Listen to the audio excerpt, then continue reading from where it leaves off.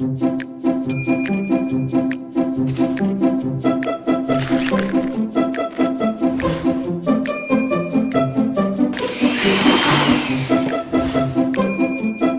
bacon?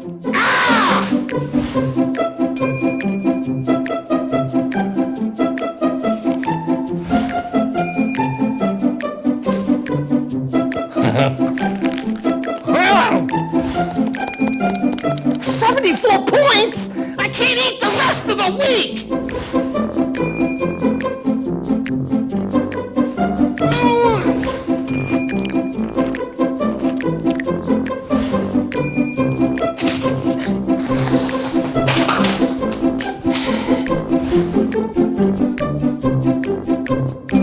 What's up? How are we doing, Discovery? Awesome, awesome. Okay, I have a 2020 challenge for you guys, okay? This is the second service that we have, so it's our later service time. But I'm gonna encourage you guys, so I want to see you guys be louder in 2020, okay? So I'm like, what's up, Discovery? Yeah! I love it. For you guys that haven't met me before, my name's Matt Grubb. I'm the campus pastor here, and I'm an excitable guy, okay? I get excited. I love when stuff's going on. I love having fun, and I'm excited about 2020 having some fun together. And I'm excited about celebrating some stuff. But first, I want to thank you. If you came to our our Christmas Eve services, weren't those incredible? I mean, I had so much fun. Mike Bro was here. We had some incredible worship. I just thought it was great. And guys, here's the thing. We had hundreds of volunteers across our campuses making those services happen. And I just want to say thank you. In fact, can we give them a round of applause? Guys, it takes so many people to make this kind of thing happen. And when I started here at Discovery Church, I started volunteering. Now, I had helped start a church in Oregon before, but my wife and I moved down here, and she was working here as the worship leader before I came on staff, but I immediately jumped in. And here's what I found. I found friendship. I found people that helped me with my walk with Christ. And I found an incredible community of people that I was able to do life with. And so I just am so thankful for all of our volunteers who serve in children and students and on our tech teams. You guys are my heroes. So we're back. It's a new year, and I'm excited about this new year. You guys excited about 2020? Yeah. Guys, we have some really cool stuff coming up that, like I said, that I'm really excited about. First, next weekend, next Saturday, up at Real Life Church, Brian Head Welch is going to be there previewing his new movie, Loud, Crazy Love. And guys, if you don't know who Brian Welch is, he is the guitarist for Korn, and he has an incredible story about how God took a hold of his life and changed him and changed his daughter's life and their future. So we'd love for you to go online, get some tickets. Man, he's going to do a question and answer after the movie. So really excited about that. I'm also excited about some stuff that we've been working on since I took over as a campus pastor. And here's the thing, guys. I've been just talking to you guys, and I've been here for about 9 years, and as I just started dreaming about the future and started listening to some of the things that you guys were saying, we've made some cool decisions. And the first decision that I'm really excited about is that in this upcoming year, and as we proceed forward, 90% of our messages are going to be live teaching from now on. That means no more video. And I know for a lot of you, you're like, man, Rusty's great and all this kind of stuff, but we just want a live communicator. So I hope you like me. You asked for it, okay? Rusty's going to be here as well to redeem it. Mike Bro's going to be here a bunch as well, so we're excited about that. And occasionally we are going to have a video when we have somebody who comes in, but like I said, 90% of it is going to be live. Second, you guys have been hearing about this. Some of you guys have given up on it because you're like, man, I haven't heard anything in a couple months. But we are adding a third service on March 1st. And we are super excited about this. Our new service times are going to be 8:30, 10, and 11:30 a.m. And so we're changing all of our services. We're trying to go a little bit earlier and a little bit later so we can hit all of our people, and we are super stoked about this. And one of the things that we are doing alongside of this is we really want to prioritize family in 2020. And so some of you guys have talked to me about this for years, and I'm sorry that I never made it happen, but we're making it happen now, okay? At our 11:30 service, for you guys that have high schoolers, we are moving our high school service to 11:30, okay? I love it. Thank you for being excited about that. And so here's what I'm going to ask. If you have a high schooler, make it a priority to bring them there. Make it a priority that they're a part of this. And it's not about having numbers. It is about them having community and them growing in their relationship with Christ in 2020. And here's the other thing. If you're not planning on attending that service, we'd love to have you serving. We're going to need a lot of people helping us out around here as we add another service. So we'd love for you to go online and sign up to serve. And we need you to attend, right? We need you to attend. We need you to invite your friends to be a part of what God is doing here at Discovery. Finally, and this is the one that I'm not the most excited about, but I was really excited about a couple days ago, and I feel secure that you're not going to be nearly as excited as I am, is the Oregon Ducks won the Rose Bowl. Yeah. We got a couple rabid fans of, I think they're my friends, okay? But I was so excited about this, and I don't know, Pac-12, anything out there, like you just stick in there with me. But for me, that was a lot of fun. I lived in Oregon for about 10 years in Eugene, and so that was a super cool day for us. But as we get to the new year, we start thinking about stuff. We start thinking about New Year's what? Resolutions. We start thinking about, hey, what are we going to do in the new year? What are we going to start that maybe we've never done before? What is God going to maybe do in 2020? And I'm excited about these things. I'm excited about what I think God is going to do at Discovery Church. And man, I hope that you guys will be as excited as I am. And that you will jump in and that you will be passionate about sharing the hope that you have in Jesus with others. And if you're new here and you're like, I'm not sure if I believe in Jesus, we're glad you're here. We hope that you come to find the same life that we found, that you come and find the same freedom that we found. So we're so glad that you are here. But as we get to the new year, we start thinking about resolutions, right? We start thinking about all kinds of things that we can do. And one of the most popular things that we think about is what? Diet. I heard it immediately, diet. We start thinking about going on different kinds of diet, and we just had a cool video right there. And one of the first diets that we think about going on is the Santa Claus. Okay, don't on this diet. Stay away from this diet, right? I'm joking a little bit, but one of the things that we really start thinking about when it comes to New Year's resolutions and when it comes to diet is food, right? It's like, I need to drop a couple pounds. I'm going to start eating better in 2020.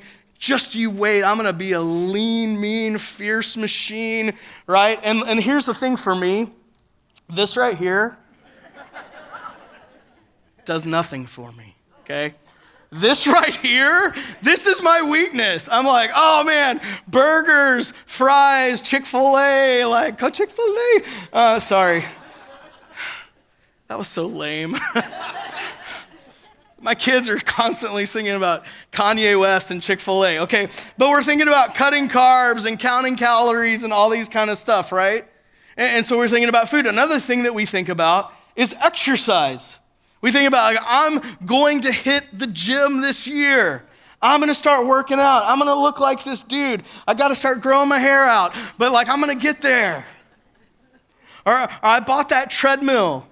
Or I got the Peloton and I got the subscription and this is going to be amazing. Guys, I heard it's bad if you buy one for your wife, okay? To discuss amongst yourselves. One of the other things that we start thinking about when it comes to our lives in the 2020 is we start thinking about our busyness, right? And we're like, man, I was too busy in 2019. I wasn't able to enjoy the things that I want to enjoy in 2019. And so in 2020, we are going to get a calendar. I have this great new app, or I have this great new planner, and it is going to make everything great. I think there's another kind of diet that is really important. And it's something, honestly, that we don't really talk about a lot. And it's a debt diet. A debt diet. Because here is the reality. If your Christmas was anything like mine, you spent a lot of money. You spent a lot of money because there were like dinners to go to and parties to attend and presents for family and presents for your kid. And then you had these white elephant things where you got these treasures that you're going to have for, well, at least until next year when you re-gift them, right? But we end up spending an incredible amount of money over the holidays. And then we start thinking towards the future, and it's like, oh man, like my kids right now, I'm freaking out because my kids are getting ready to go to college, which doesn't even seem possible. But my son this summer is going to be visiting colleges. Pray for me. But I start thinking about, how am I going to pay for college? And some of you guys are there, or some of you have gone through college and you're on the other side of it. And you're like, oh man, now I'm working on paying off all those student loans because I went to that school and I lived it up and I just took out the maximum amount of loans that I could possibly get. And man, it was fun. And then the bill comes in the mail. It's like, whoo, how long can I defer that? And according to LendingTree, we really need to go on a debt diet. And so instead of looking at just like the world, one of the things I want to do is I want to just kind of look at the church. So as we take a look at the church, this kind of represents us right here, okay? This obviously isn't discovery, but it is a representation of us. 59% of us are living paycheck to paycheck. 59% of us. And so that's like, split the room plus just a little bit, right? And we're like, hey, I got it, I'm living, I'm getting by, and we're doing it, and that's considered normal. 4% of us are bankrupt and hopeless. And guys, like, here's what I want to say today. If that's you, I'm not here to judge you at all. I want to provide hope. I want to provide plan for a better kind of future, because I've almost been there so many times. And 26% of us are almost bankrupt and always worried. And guys, 10 years ago, that's where I was. My wife and I helped start a church in Oregon. We had been there, we worked in the community, and we also worked at the church, and so we were really busy, and I was doing construction. I started my own construction company. I was super excited. I had 3 years of work lined up. And I was just thrilled because I had literally just gotten my business license. And I remember like 2 months later, I went home to grab some lunch, and the guy that I was working with gave me a call and he said, don't come back. It was right when the economy collapsed. He said, don't come back. I'm like, what are you talking about? He's like, we were just let go. I'm like, what do you mean we were just let go? And he's like, don't come back, like ever. And literally, all 3 years of work that I had lined up in an instant was gone. I remember for several months going, man, like, Sarah Lynn, I don't know how we're going to do it. I don't know how we're going to make our mortgage payment this month. And I started getting really scared when people called me on the phone. And 26% of us are there. The last one is 11% of us. 11% of us are debt-free and excited about the future. And here's the thing. If you don't make a plan, we plan to fail. So we said, hey, listen, what can we do in 2020 to make a difference? And this is one of the areas that in 2020 we're saying, like, we want to make a plan. Because I want to see this number grow to be much closer to this number than it is. I want to see this number increase to take off stress and to take off arguments and take away burdens that we face every day. And why do we face it? Why do we get into debt, right? There's a lot of reasons. Sometimes things just happen, right?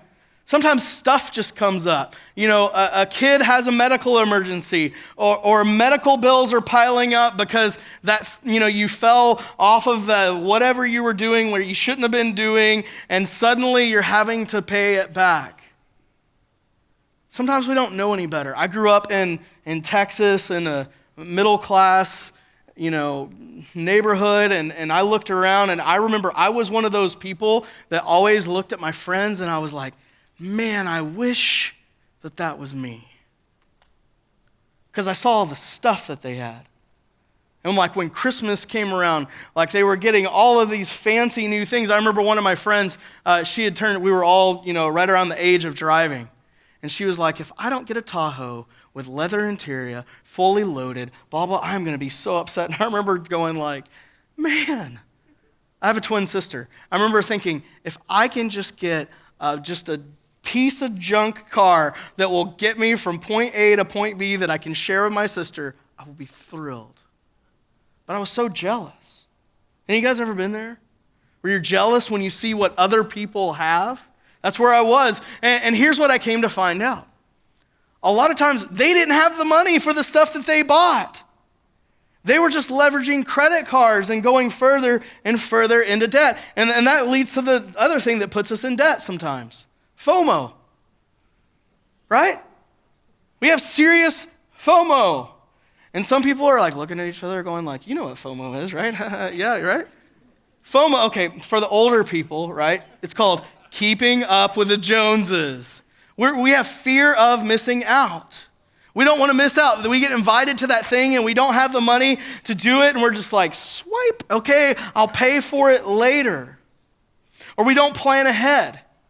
Guys, listen, I want to tell you something. Christmas comes around every December. I know you're amazed, okay? Look how smart I am. But it comes around every year. But a lot of times we don't plan for it. And it comes around and we're like, oh no, what are we going to do this year? For us, it's July. My birthday's in July. My son's birthday is in July. Our wedding anniversary is in July. I should have planned better, right? But there's so much that hits us in July. And if we're not careful and if we don't plan, we come around to it and it's like, what are we going to do this year? Like, we don't have any money. The other thing we do is sometimes we're just consumers. Sometimes we're just like, I just got to buy stuff because I don't know, there's like a little rush, right? When you click on Amazon, buy it now. It's a good feeling. Here's the crazy thing. Back in the day, you used to have to wait until stores opened, right? You're like, 10 o'clock, here we go. I'm going to hit the mall. You don't even have to wait anymore. You can literally spend thousands and thousands of dollars in the middle of the night on Amazon and wake up with a different kind of hangover in the new year. It's crazy. And I have some bad news, okay? Amazon could care less about how much debt you're in. MasterCard wants to raise your limit so that you'll stay enslaved to them forever. Man, it is no wonder that they just target college-age students. Man, you go to college, I think I got more credit card opportunities than I did like different organizations to join. Hey, join, spend it now. Don't worry about it. You can pay for it later. And you see interest rates of 18 to 20. Man, I've even heard as high as 30%. How do you pay that off? How do you pay that kind of debt down? The Fifth Third Bank's mission statement is not to take care of you, it's to take care of their shareholders, right? They're trying to take care of themselves. And the more enslaved to them you are, the better off they are. You owe them more money. You'll be paying on it longer. And the hard thing is, when it comes time to where there's a need or where there's something that we really want to help out, or maybe our kids are starting to drive, or maybe they're going away to college, or maybe there's something that comes up in your community that you want to help out with, you can only help out so much. I saw a lot of us there this last year. One of the things that's close to my heart is our first responders. Like, I'm just so thankful for them. I'm so thankful for each and every one of our first responders who goes into the line of fire and into danger and protects our communities. And so when we had the fires this last year, one of the things that we did is we just started like, hey, we're going to raise donations, we're going to get different waters and different stuff to take to them. And it was so cool. And we had so many people here that gave to that. But one of the things that happened every time that I went to receive collections is just about every single person said, I wish I could do more. I wish I could help out more. And that's what happens when we become slave to something other than Christ. Then when we experience no freedom in our lives and instead we're in debt to credit cards, to banks, and to lenders. And the crazy thing is, it really impacts the way we're able to do life. There's a pastor I met one time, and man, he was a great guy. He was passionate. You know, you meet people and you're like, they're just better than me.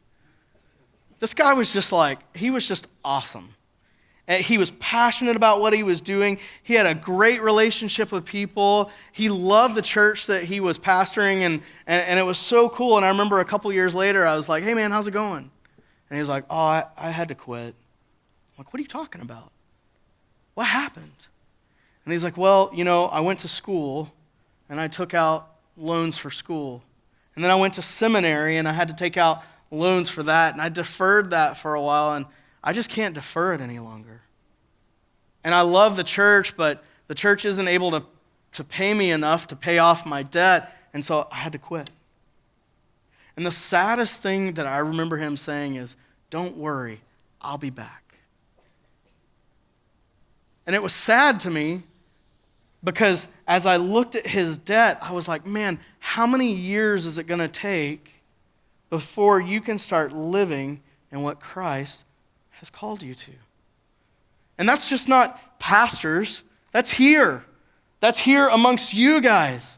And how do I know it? I know it because as I talk to people and do marriage counseling, and as I talk to people who are struggling, finances is almost always what comes up.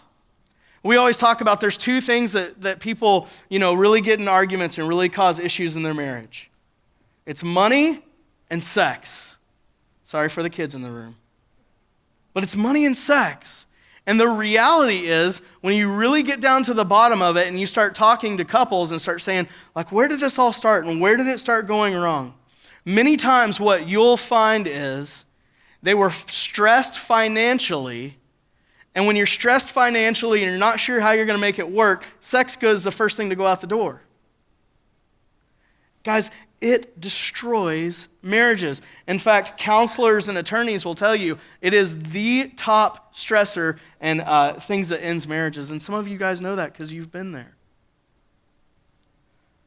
The other thing sometimes it leads to is domestic abuse, right?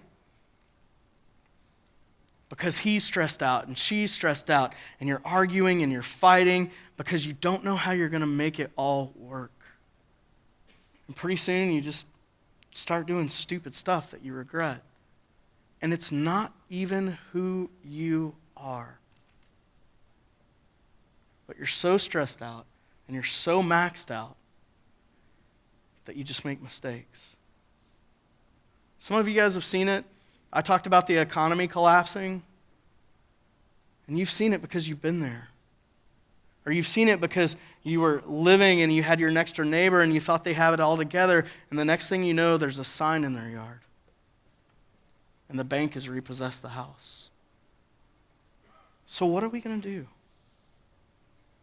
Because I think the problem is that we're not free. We're not free. I love what this verse says because I think it's so true. It says, the thief comes only to steal, to kill, and destroy, but I have come that they may have life and have it to the full. Guys, the thief wants to steal, kill, and destroy. And for some of you, you're like, whoa, Matt, that's not talking about money there. But here's what I'll say. If you're stressed out about your finances, if it's causing problems in your marriage, if it's causing problems with your kids, or maybe you're having to ask your parents for money for the 1,000th time and it's causing all kinds of issues, guys, it is stealing, killing, and destroying the joy that God wants you to have in your life, because it says, I, meaning God, have come that they, that means us, that's we, that we may have life, and life to the full. And I think that life is not only for the future, but that it's for the here and now. Jesus has this really interesting encounter one day. He rolls into Jerusalem, and he comes to this pool, and here's what happens.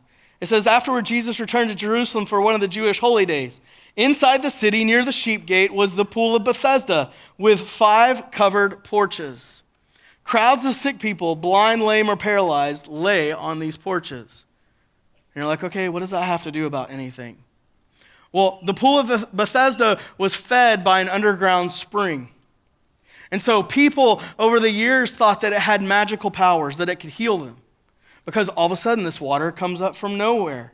And so people started congregating around this area, and there was all these covered areas, and the sick and the lame, and people would come because when the water would bubble up, they'd be like, if I can get in there first, maybe I will be healed.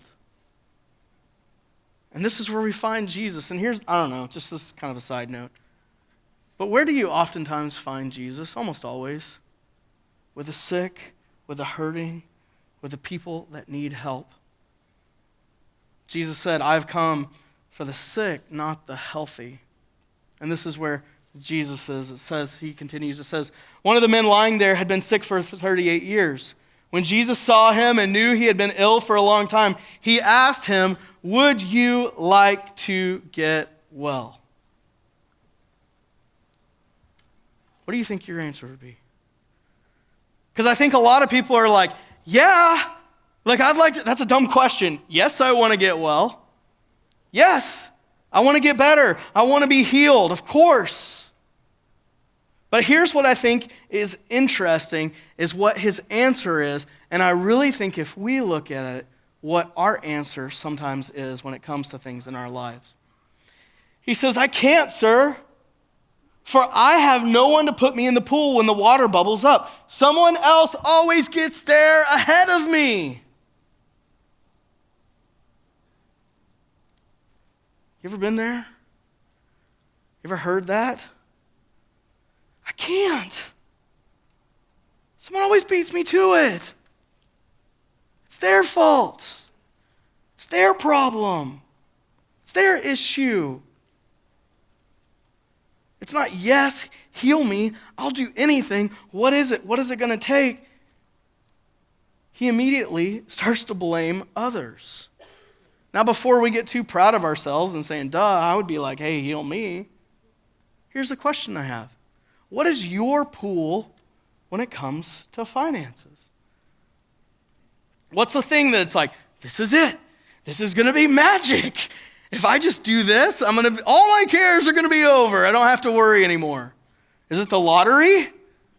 Now, some of you laugh, maybe because you're playing, okay, but also because, like, the lottery exists for a reason. And listen, if you go buy a lottery card every once in a while, whatever. But like when I was in college, I worked at a pool store one summer.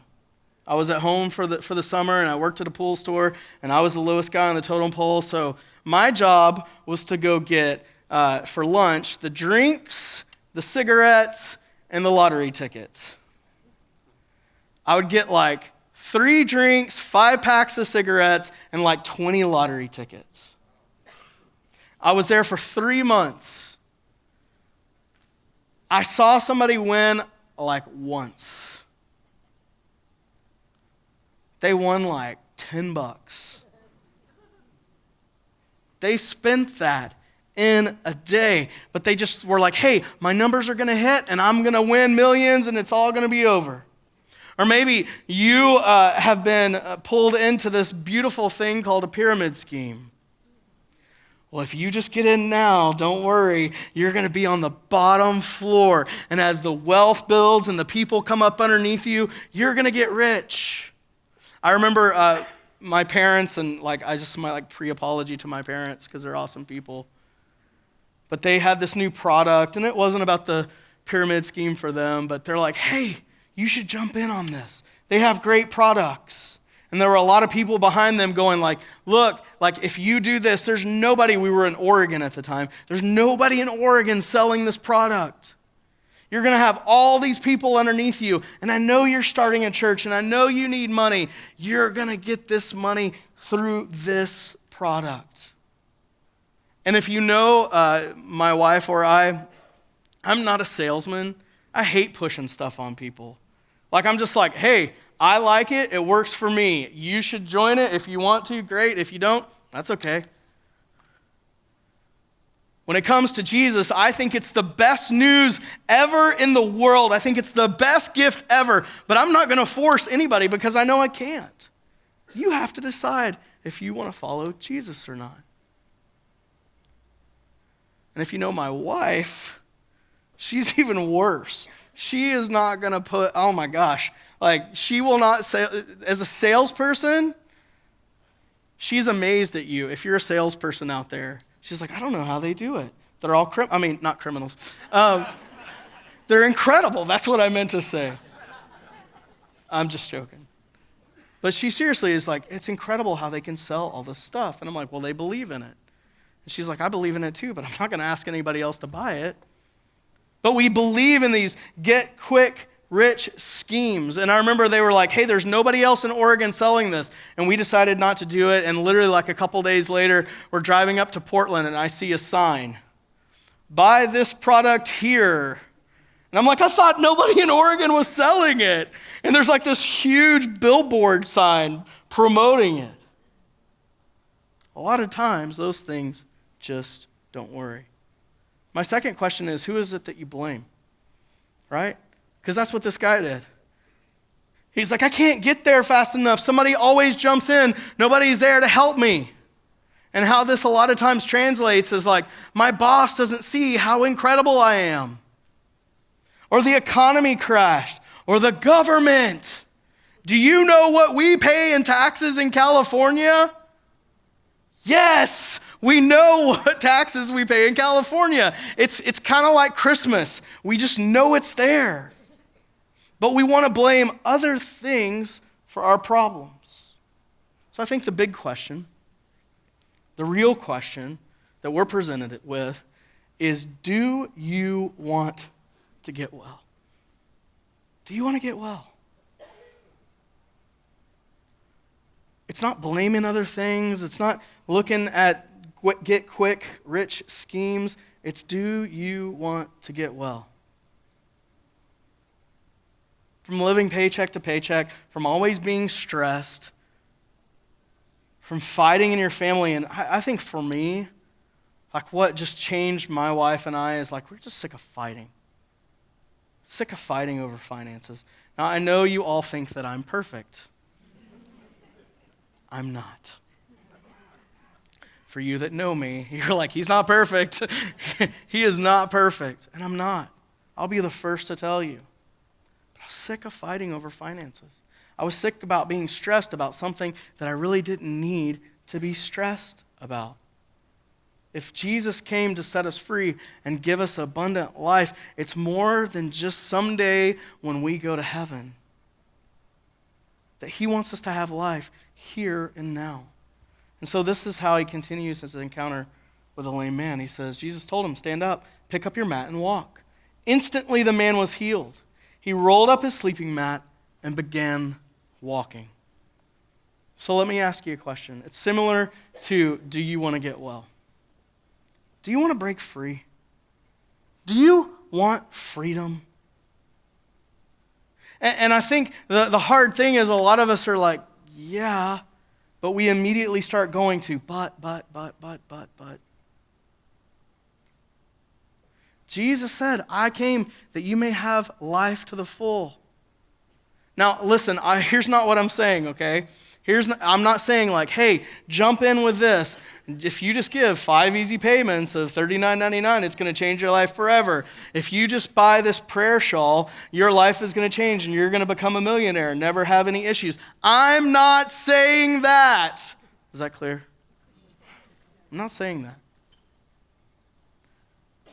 Because Jesus said, in this life you will have trouble. The problem is that most of us just don't even have a plan. We're just coasting along. And don't even bring up retirement, because that's terrifying. It's so scary that most of us just push it off and push it off and push it off until it's too late. Do we want freedom? Well, there's a guy named Dave Ramsey, and he had the same struggle. For you guys that don't know Dave Ramsey's story, but maybe have heard about him, he went completely bankrupt. He lost everything. And so he went back to the Bible and he said, hey, listen, what can I do? There has to be some principles around this, and principles to get healthy. And he created a program called FPU, Financial Peace University. He now has a radio show called Total Money Makeover, and a program where just weekly you hear these incredible stories about people getting their finances in order. We've taught this class many times here at Discovery, and I'm excited because we're going to be jumping into it this year as a church family. And basically what it boils down to is 8 weeks, a program that we look at how God talks about managing our money.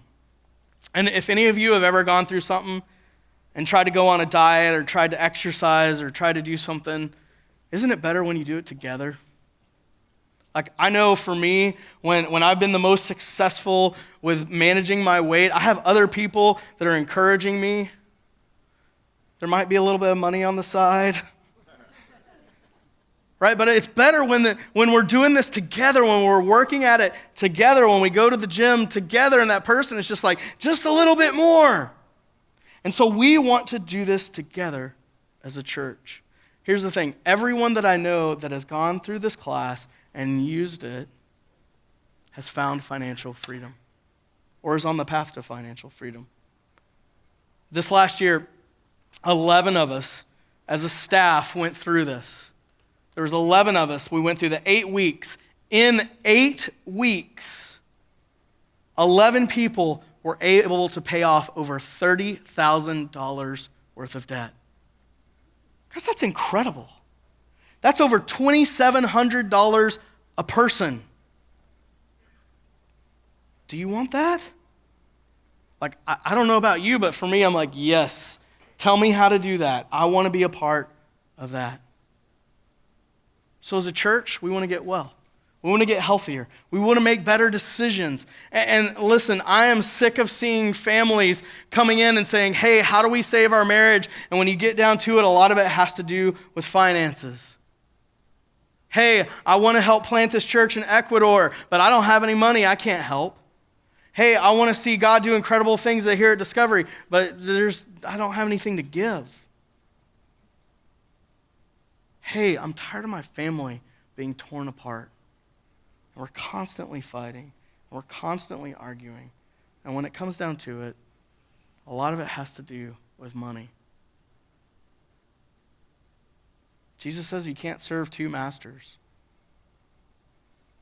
We can't serve money and expect to find freedom.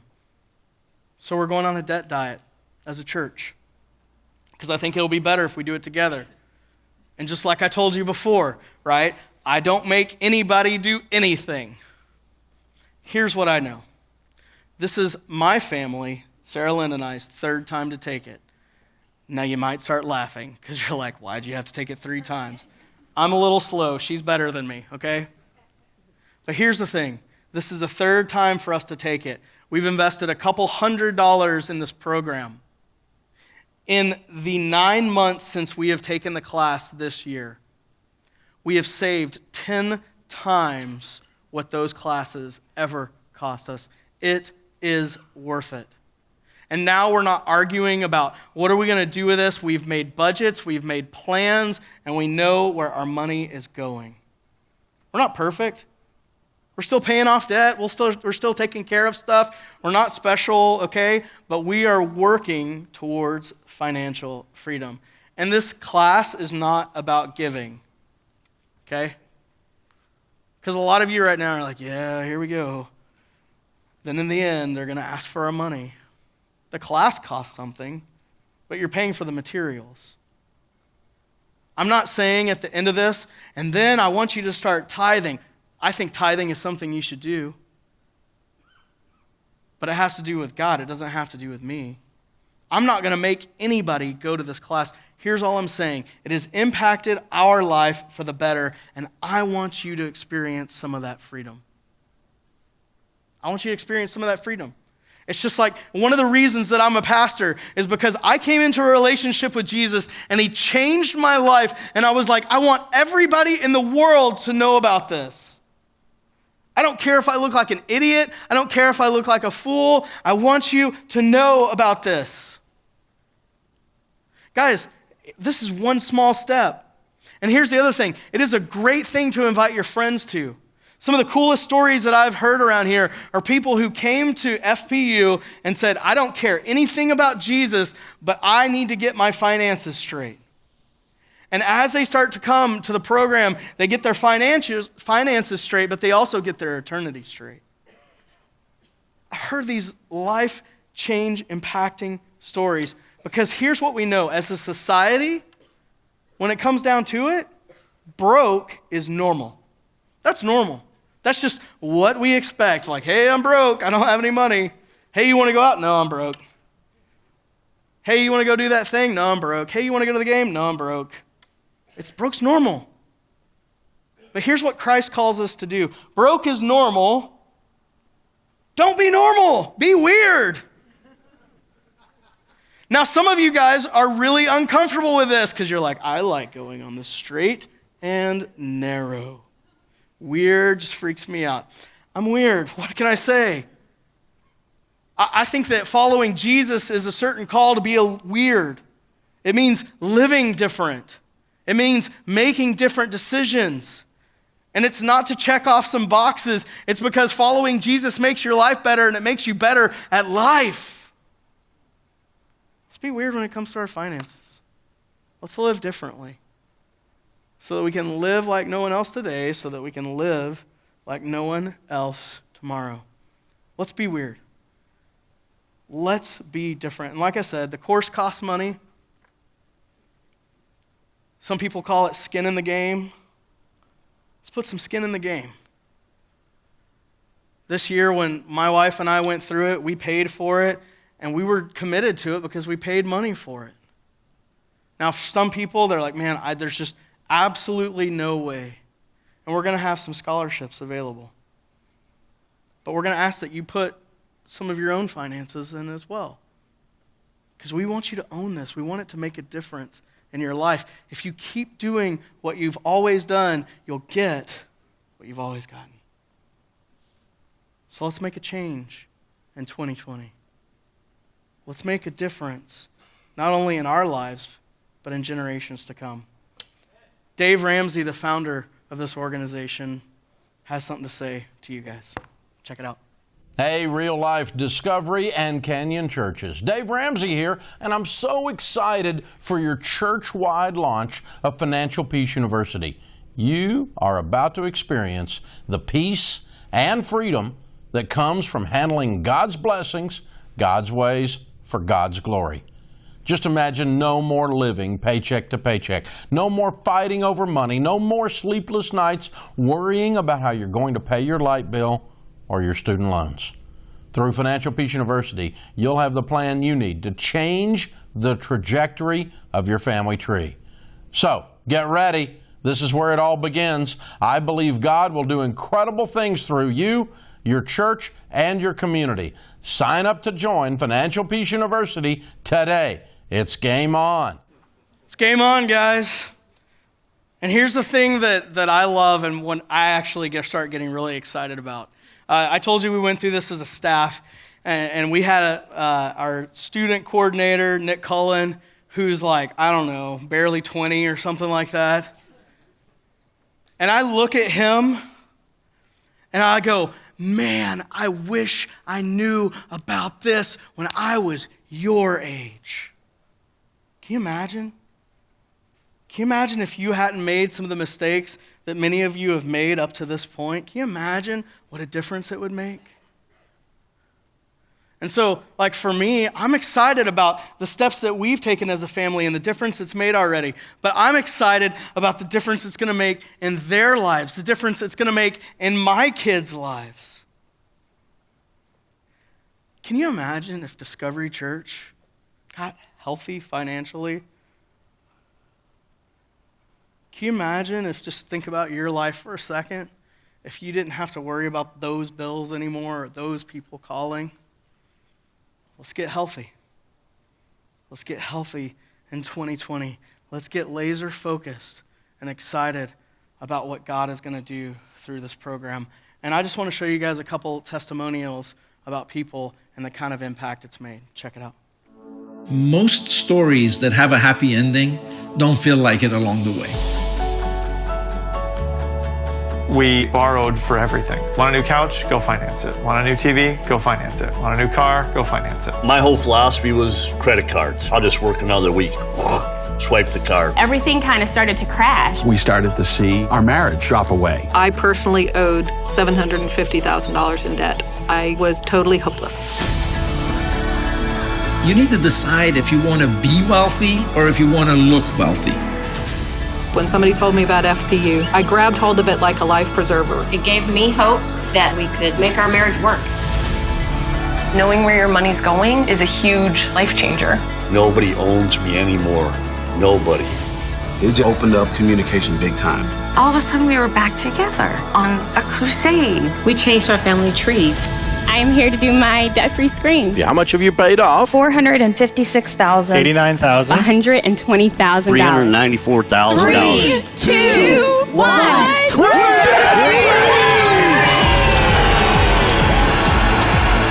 This financial peace stuff is working. People are getting out of debt and they're becoming millionaires. We are the first generation that are millionaires. And we've given more than we ever imagined we could give. I now have a net worth of $1.7 million. Hope is real.